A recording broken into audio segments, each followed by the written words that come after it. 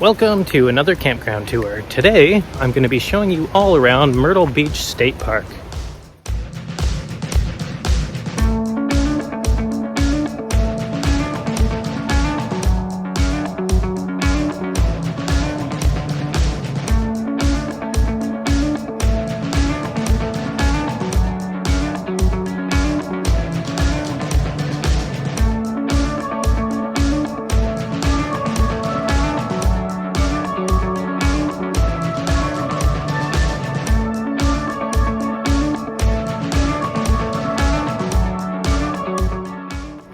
Today, I'm at Myrtle Beach State Park in South Carolina. And this is actually our first time camping in South Carolina. And we were lucky enough to get a spot at this beautiful state park. So I'll tell you a little bit about the campground, show you some of the lots, and talk about the local amenities. This is a beautiful state park, and it's a very popular one. Hard to get a lot here. We're here in April, near the end of April, so arguably a time that's not quite as busy, less snowbirds at this time of year, but still notoriously difficult to get into, and that's because we are right on the ocean here. We're just a minute walk from the beautiful beach, beautiful white sands, and yet this campground has nice treed lots that are mostly private. So, what should you expect when you arrive at this park? Well, the campground is laid out in a number of different circles that sequentially get larger and larger. And depending on which circle you're in, you might be a little bit further from the beach. But overall, because of this circle layout, everything is fairly close by. Here's one lot that happens to be empty right now, so I'll show you around this lot. Now, all of the lot sizes and shapes tend to be unique, as they often are in these state parks, and especially in this case because of the layout all being circles. But you can see in this particular case, you've got a water hookup, you've got power over here, a fire pit at most lots, picnic table as well. Now you can see this particular lot doesn't necessarily have a ton of privacy, at least on this side. If we go around to the other side, you have a little bit more privacy on this side. So again, I can't say that every single lot here is private, but for the most part, it is much more private than what you would find at a KOA or a Sun Outdoors.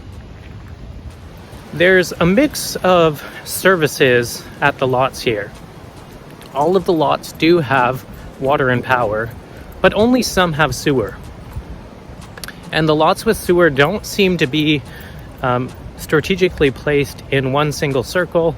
Each of the different circles does have a few lots with sewer and a few without. And I would assume that's probably because of the proximity to the field beds.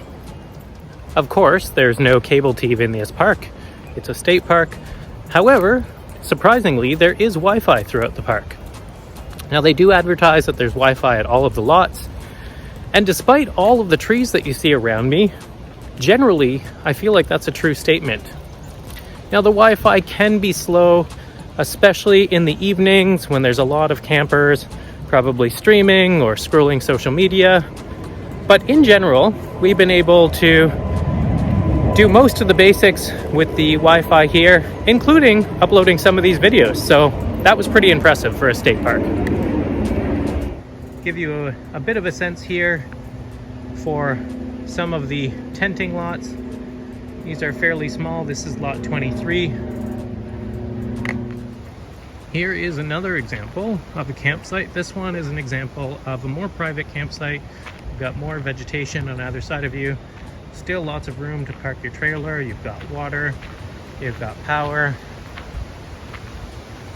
You've still got a fire pit on this lot and a picnic table. And you're very close to one of the bathhouses. This campground has a lot of bathhouses. This is just one example of those.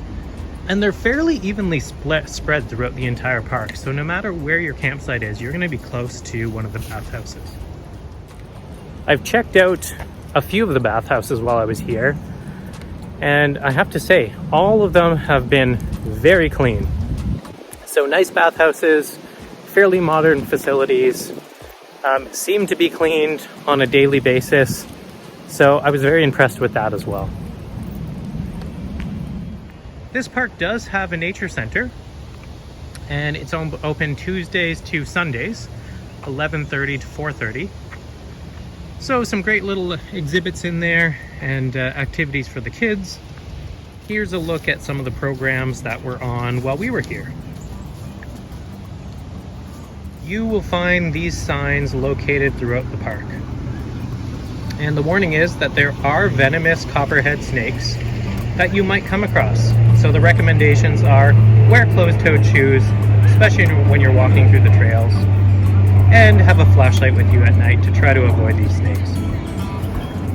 Something to keep in mind if noise is something that bothers you. This campground is actually located near an airport, actually almost right next to an airport. You are going to hear a lot of noise from planes throughout the day and even into the early evening, and it starts pretty early in the morning. If that's the type of thing that bothers you, you may not want to stay here, but I have to say, don't let that stop you, because this is a beautiful park. As I mentioned earlier, this campground is located right on the ocean. And the other nice part is there is a fishing pier that's part of the state park that you can use at any point in the day or night. So I've taken a walk down to the beach here at the state park just to give you a sense for what you can expect when you're here. There's a beautiful long beach behind me. And like I said earlier, it's only a minute or two walk from your campsite. You can see behind me the fishing pier that's free for use for anyone at the state park. And the beach just keeps going and going. If I show you around on the other side, you can see all of those large buildings down there. And that's the direction of the main Myrtle Beach boardwalk and promenade. And all of those high rises that you see down there are different resorts and hotels and condos. So you can see you're very close to the downtown, you're very close to attractions and amenities. And yet, if you look behind me, all green space at this state park. So you're kind of isolated in a little beautiful pocket with your trailer.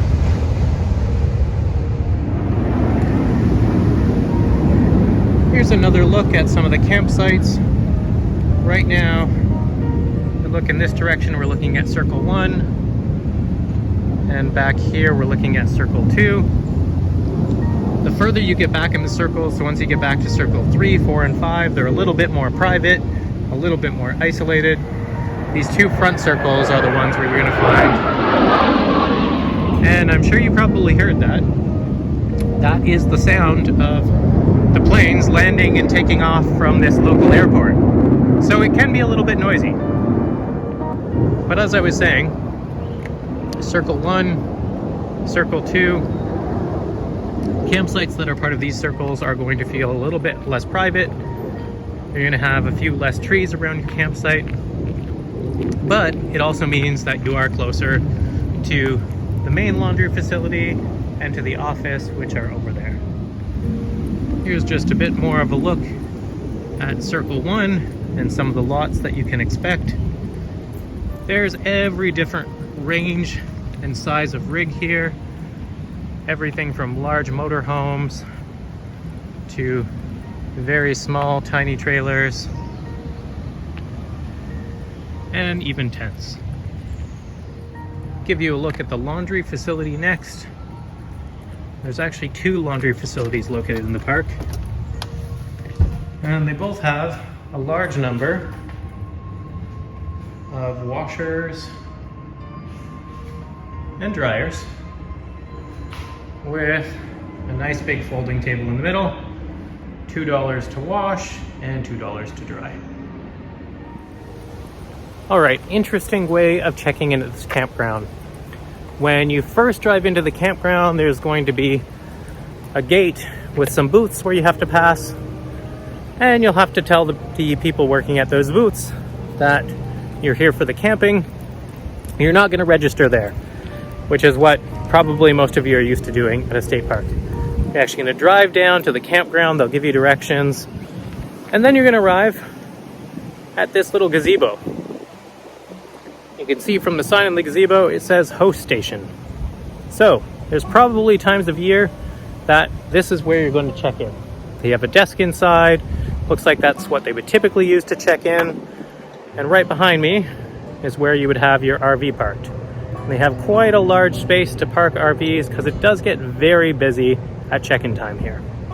Now, the whole time that we've been here, there's been no one at this host station.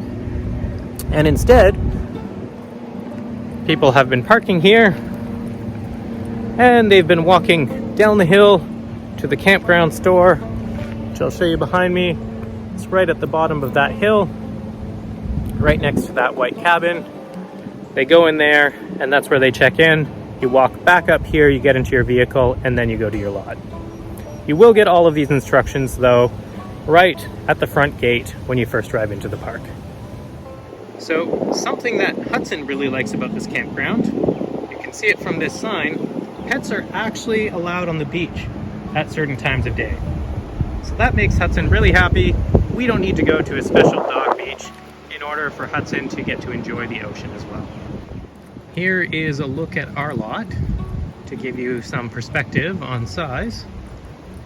We had plenty of room for our trailer, and we had actually had quite a bit of privacy. The way we've been able to angle our trailer quite far back into the bush is pretty nice. The other side of our lot has a little bit fewer trees, but we were still quite happy with these accommodations. Aside from the opportunity to walk for miles along the Atlantic Ocean beachfront, the park does have a couple short hiking trails that are both classified as easy. They each run about half a mile and take you through heavily wooded areas of the park.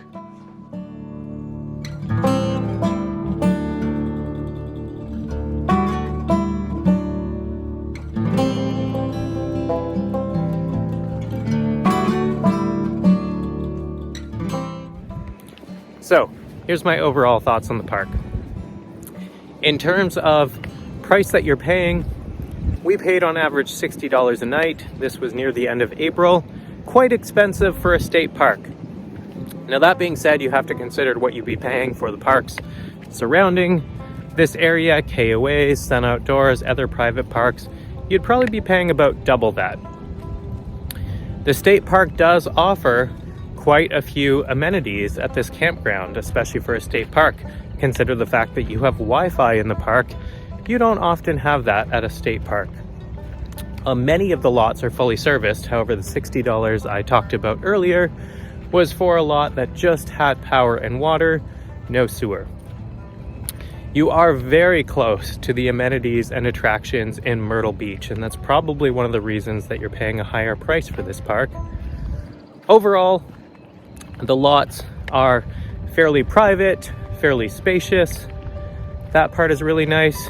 And probably the biggest selling point for this state park is the beautiful ocean behind me. You're right on the ocean here. So that's a pretty nice feature that you don't get at a lot of parks. Overall, I would recommend checking out this park. It's worth the extra money. I think you'll like it. If you enjoyed this video, don't forget to subscribe to our channel. It really does help us out. And don't forget to come back tomorrow to see where we go next.